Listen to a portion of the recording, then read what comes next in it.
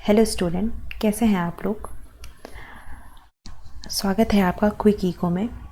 आज हम लोग नए प्लेलिस्ट बना रहे हैं जिसमें हम DSSB PGT इकोनॉमिक्स के क्वेश्चंस करेंगे। और ये क्वेश्चन मैंने लिए हैं 2014 के प्रीवियस ईयर हैं। देखिए, DSSB में दो सेक्शन में क्वेश्चन पूछता है, पहले सेक्शन A और सेक्शन B। सेक्शन A में जो आपका सिलेबस है ये पाँच यूनिट्स आते हैं सेक्शन A में, जो मैंने यहाँ पे मेंशन कर दिए हैं। और सेक्शन B में सिर्फ इकोनॉमिक्स आता है। अगर PGT इकोनॉमिक्स है तो सिर्फ इकोनॉमिक्स आएगा। अब देखिए, सेक्शन A आज मैं करूँगी और सेक्शन A में 5 पार्ट हैं। पहला जर्नल अवेयरनेस, दूसरा general intelligence and numerical ability, तीसरा अर्थमेटिक एंड न्यूमेरिकल एबिलिटी, चौथा test of language Hindi and test of language English. तो ये 5 यूनिट हमारे सेक्शन A में पूछे जाते हैं। और देखिए, पाँचों यूनिट के जो क्वेश्चंस हैं मैंने यहाँ पे मेंशन कर रखे हैं। 20-20 क्वेश्चन हर एक यूनिट से पूछे जाते हैं।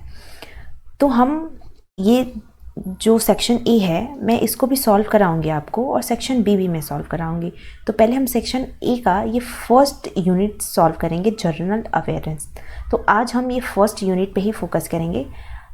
कल हम सेकेंड, फिर ऐसे थर्ड, हम ऐसे यूनिट वाइज पढ़ते जाएंगे ताकि हमारा कम टाइम में ज़्यादा चीज़ें हम अच्छे से समझ सकें।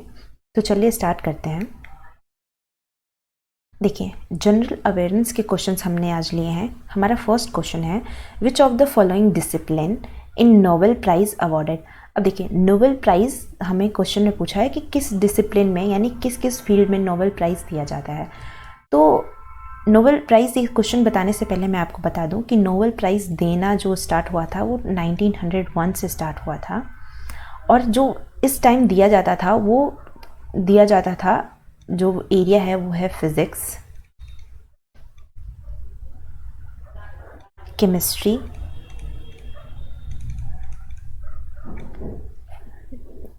Physiology,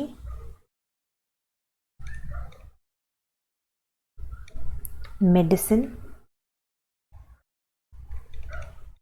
literature and peace. तो ये हमारे डिसिप्लिन्स थे, यानी कि ये फील्ड थे जो 1901 में दिए जाते थे। अब जो ये नोबेल प्राइज़ का जो देने का इसमें ऐड हुआ, वो 1968 में एक और फील्ड को ऐड किया गया जिसका नाम है इकोनॉमिक्स साइंस, यानी कि इकोनॉमिक साइंस, यानी कि इकोनॉमिक सब्जेक्ट में भी ये 1968 से देना स्टार्ट हो गया। तो अगर हम अपने ऑप्शन पे चलते हैं तो देखिए, फिजिक्स एंड केमिस्ट्री इसमें भी दिया जाता है, फिजियोलॉजी एंड मेडिसिन इसमें भी दिया जाता है, लिटरेचर, पीस एंड इकोनॉमिक्स इन सब में दिया जाता है। इसलिए हमारा ऑप्शन हो जाएगा ऑप्शन नंबर डी। अब देखिए, द लार्जेस्ट रिवर हमारा सेकेंड क्वेश्चन है, the largest river in India. तो जो इन सारे ऑप्शन में जो लार्जेस्ट रिवर है इंडिया का वो है गंगा। और ये कितने किलोमीटर पे है? 25 किलोमीटर।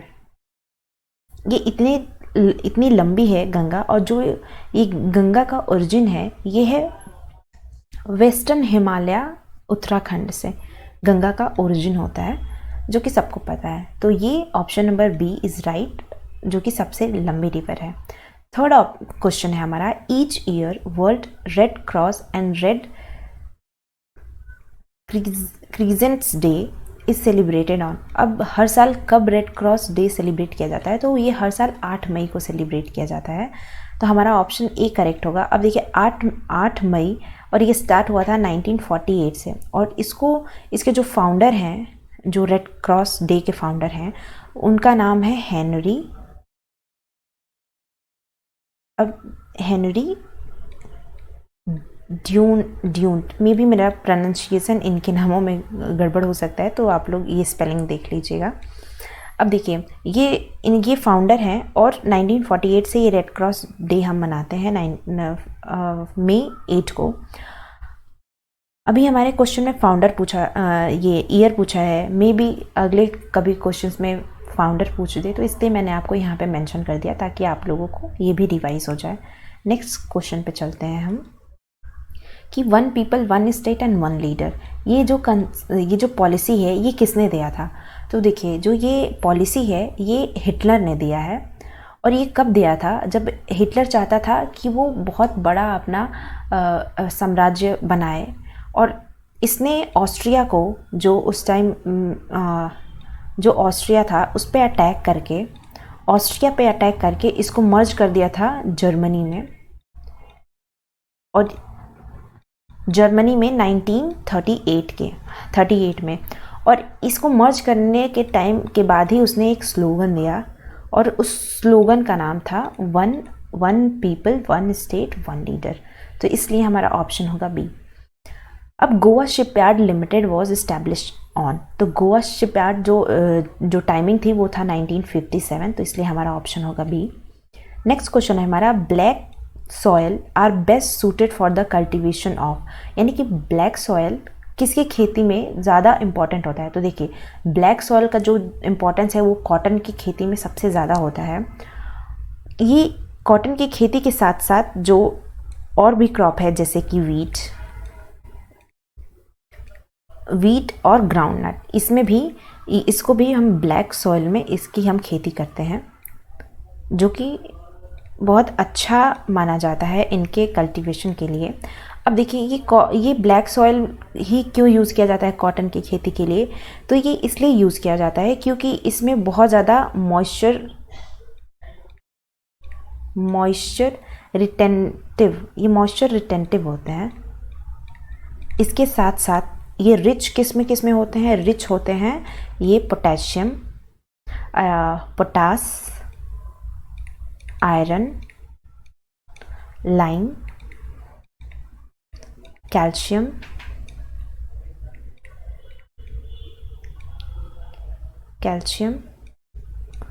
एल्यूमिना, ह्यूमस और बहुत सारी चीज़ें। ये इम्पॉर्टेंट चीज़ें हैं किसी भी कल्टीवेशन के लिए। तो कॉटन के कल्टीवेशन में ये सब चीज़ बहुत इम्पॉर्टेंट होते हैं जो कि ब्लैक सॉइल में पाया जाता है, इस वजह से cotton is a right answer. Next question है हमारा, first international peace congress was held in London. तो ये पहली बार हुआ था 1843 में, तो इसलिए हमारा option C is correct.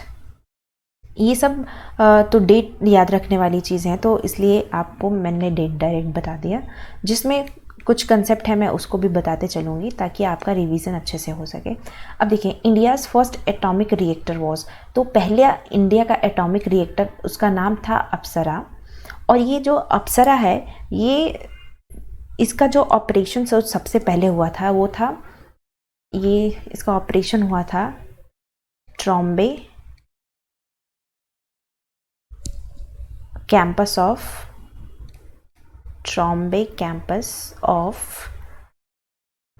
Bhabha atomic research centre,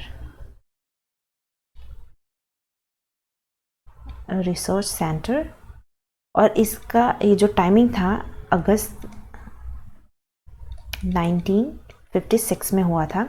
अब देखिए ये भाभा एटॉमिक सेंटर, ये इसका जो ये भाभा जो भाभा एटॉमिक सेंटर का नाम है रिसर्च सेंटर का, ये किसके नाम पे पड़ा था, ये होमी जे भाभा के नाम पे पड़ा है। और होमी जे भाभा को father of Indian nuclear programme भी कहा जाता है। ये 50s के टाइम ये बहुत फेमस थे, मतलब इनको फादर ऑफ न्यूक्लियर प्रोग्राम भी कहा जाता है, और इन्हीं के नाम पे ये कैंपस बना था। और सबसे पहला एटॉमिक रिएक्टर अप्सरा था जिसको इसी रिसर्च सेंटर से बनाया गया था। देखिए how many players of each side in game of basketball, तो हर एक साइड में, यानी कि बास्केटबॉल में 2 टीमें खेलती हैं, तो हर एक साइड पे 5-5 प्लेयर होते हैं, तो इसलिए हमारा ऑप्शन हो जाएगा बी। अब इंडिया हैज़, तो इंडिया जो है क्या है, हमारा ऑप्शन है largest turmeric production, largest T production, largest ginger production, या ऑल ऑफ द अबव। तो इंडिया में ये तीनों लार्जेस्ट ही प्रोड्यूस किए जाते हैं। अब देखिए जहाँ टी की बात है तो इंडिया में प्रोड्यूस सेकंड नंबर पे किया जाता है आफ्टर चाइना, लेकिन सबसे ज़्यादा लेवल पे भी होता है, लेकिन कंजम्पशन भी इसका सबसे ज़्यादा लेवल पे होता है। तो ये तीनों इंडिया में लार्जेस्ट प्रोडक्शंस के तौर पे किए जाते हैं, तो इसलिए हमारा ऑप्शन हो जाएगा D, all of the above. अब हम चलते हैं अपने नेक्स्ट क्वेश्चन पे कि लॉगरिथम टेबल कौन इन्वेंट किया था। तो लॉगरिथम टेबल इन्वेंट किया था वो थे जॉन नेपियर, तो इसलिए हमारा ऑप्शन ए इज़ करेक्ट। अब देखिए के.एस. रंजीत सिन्हा जी, ये कौन थे? क्या ये फर्स्ट बार एट लॉ थे, फर्स्ट एयर मार्शल थे, फर्स्ट फील्ड मार्शल थे, या फर्स्ट इंडियन टेस्ट क्रिकेटर थे? तो ये जो के.एस. रंजीत सिंह थे, इनको फादर ऑफ इंडियन क्रिकेटर भी कहा जाता है, और ये फर्स्ट इंडियन टेस्ट क्रिकेटर थे, तो इसलिए हमारा ऑप्शन सी इज़ करेक्ट। अब हम चलते हैं 13 क्वेश्चन पे कि Shankaracharya was founder of, Shankaracharya के फाउंडर कौन थे? अब देखिए बुद्धिज़्म के तो दूसरे थे, आर्य समाज के दयानंद सरस्वती थे, जैनिज़्म के भी कई सारे तीर्थंकर हुए, तो इन सब के फाउंडर अलग अलग थे, लेकिन अद्वैतिक फिलॉसफी के फाउंडर जो है शंकराचार्य थे। और शंकराचार्य ने जो बात स्टार्ट की थी, इन्होंने सिंगल रियलिटी की बात की थी कि जो रियलिटी है वो सिंगल है, सिंगल रियलिटी। मैं आप लोगों को थोड़ा सा शंकराचार्य का कंसेप्ट बता देती हूँ कि आखिर इन्होंने ये फिलॉसफी क्यों स्टार्ट की थी। सिंगल रियलिटी के साथ साथ, एक मिनट में इसको इरेज कर देती हूँ ताकि आप लोगों को अच्छे से दिखे। देखिए इन्होंने सिंगल रियलिटी की तो बात की ही, इसके साथ साथ इन्होंने वेरियस हिंदू स्कूल के थॉट्स भी दिए। रियलिटी, इन्होंने बहुत सारे इस हिंदू स्कूल्स के थॉट्स दिए, और इन्होंने हिंदुइज़्म को रिवाइव करने का काम किया आफ्टर इस्लामिक अटैक। तो इन्होंने हिंदुइज़्म को एक तरह से रिवाइव भी करने का काम किया, हिंदुइज़्म रिवाइव। और ये क्यों? आफ्टर इस्लामिक अटैक, बहुत सारे अटैक हो रहे थे इंडिया पे इस्लाम के, तो इस वजह से इन्होंने ये थॉट लाया एडवांतिक फिलॉसफी का, इसको एडवांत फिलॉसफी भी कहते हैं। अब देखिए इन्होंने 4 मॉन्स्ट्री भी इस्टेब्लिश किया, जो कि बहुत इम्पॉर्टेंट है एज अ हिंदू कल्चर, जिसको बहुत ही पवित्र जगह भी माना जाता है, मोनेस्ट्रीज। अब देखिए ये इन्होंने चारों दिशाओं में, south, east, west, north, south, चारों दिशाओं में इन्होंने एक एक मोनेस्ट्री खोली थी अपनी। अगर साउथ की बात करें तो साउथ में इन्होंने खोला था श्रृंगेरी, बहुत आप लोगों ने सुना होगा, हिंदुओं का तीर्थ स्थल भी है ये साउथ में खोला था इन्होंने। उसके बाद हम आते हैं ईस्ट पे, तो ईस्ट में इन्होंने पुरी, जो कि उड़ीसा में है, और पुरी में जगन्नाथ जी बहुत फेमस हैं, जगन्नाथ टेम्पल भी बहुत फेमस है पुरी में, तो ये ईस्ट में है। इसके बाद हम आते हैं द्वारका, ये वेस्ट में है, और उसके बाद लास्ट है हमारा बद्रीनाथ, जो कि ये नॉर्थ में है। तो ये बहुत इम्पॉर्टेंट 4 मोनेस्ट्री है जो कि शंकराचार्य के ही द्वारा खोली गई थी, तो इस वजह से ये बहुत इम्पॉर्टेंट है कि इन्होंने किस फिलॉसफी की बात की है। नेक्स्ट क्वेश्चन पे चलते हैं कि where is the railway staff college located. तो रेलवे स्टाफ कॉलेज वडोदरा में लोकेटेड है, तो इसके लिए कोई कंसेप्ट नहीं है, ये एक वन लाइनर क्वेश्चन है। अब देखिए the Rath Yatra at Puri is celebrated in the honour of which Hindu deity. तो अब किस हिंदू के देवता के ऑनर में ये रथ यात्रा निकाली जाती है? तो जगन्नाथपुरी। अब ये देखिए पुरी जो है फेमस है जगन्नाथपुरी से ही, कोई भी बोलता है कहाँ जाना है तो जगन्नाथपुरी जाना है, तो ये इनके लिए रथ यात्रा निकाली जाती है, जो कि बहुत ही एक सेलिब्रेट किया जाता है जगन्नाथ टेम्पल में। तो हमारा option B is correct. Next question है हमारा कि Kalachakra ceremony is associated with which of the following ceremonies. अब देखिए हिंदुइज़्म हो, बुद्धिज़्म हो, जैनिज़्म हो, इस्लाम हो, इसमें अलग अलग सेरेमनीज़ अलग अलग एज के हिसाब से की जाती है। जैसे कि बच्चा पहली बार प्रवेश करता है स्कूल में तो अलग सेरेमनी होती है, हिंदू में जब बच्चा पेट में आता है तो गर्भधारण की सेरेमनी होती है, फिर ऐसे बहुत सारी सेरेमनी होती है, इस तरह से बहुत सारे संस्कार भी होते हैं। तो ये जो कालचक्र सेरेमनी है, ये जो एसोसिएटेड है, ये बुद्धिज़्म से एसोसिएटेड है। कालचक्र सेरेमनी जो बुद्धिज़्म है, ये दो भागों में बटा था, एक तो हीनयान और एक वज्रयान।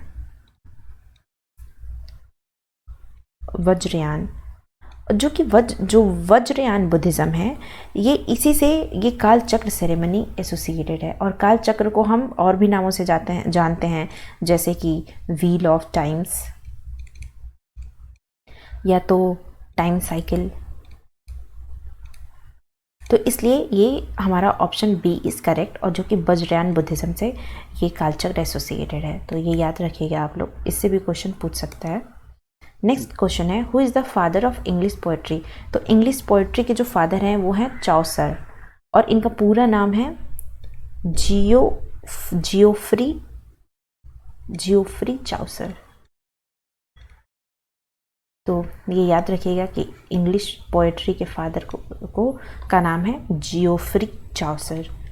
अब देखिए कि the television serial Charitraheen is based on the famous novel in which of the, जो कि फेमस नॉवेल पे बेस्ड था ये सीरियल चरित्रहीन, वो किसके नॉवेल पे बेस्ड था? क्या रविंद्रनाथ टैगोर? तो ये जो नॉवेल बेस्ड था वो था शरत चंद्र चट्टोपाध्याय के नॉवेल के बेस पे। और इन्होंने ये जो नॉवेल दिया था, ये बंगाली नॉवेलिस्ट हैं, बंगाली हैं, और इन्होंने ये जो नॉवेल लिखा था वो 1917 में लिखा था। और इसी से ये जो चरित्रहीन सीरियल बना था इसी नॉवेल के बेस्ड पे बना था। तो इसलिए हमारा ऑप्शन बी करेक्ट होगा। चलते हैं नेक्स्ट क्वेश्चन पे कि इन हरियाणा अ ग्राम सभा कंसिस्ट ऑफ। अब देखिए हरियाणा में ग्राम सभा में क्या कंसिस्ट होता है, मतलब कैसे ग्राम सभा का चुनाव होता है। तो देखिए जो registered voters of the villages हैं, villagers in the panchayat circle, तो इसके बेसिस पे हरियाणा में ग्राम सभा कंसिस्ट किया जाता है। तो इसलिए हमारा ऑप्शन सी करेक्ट होगा। Who is the father of Swaraj party.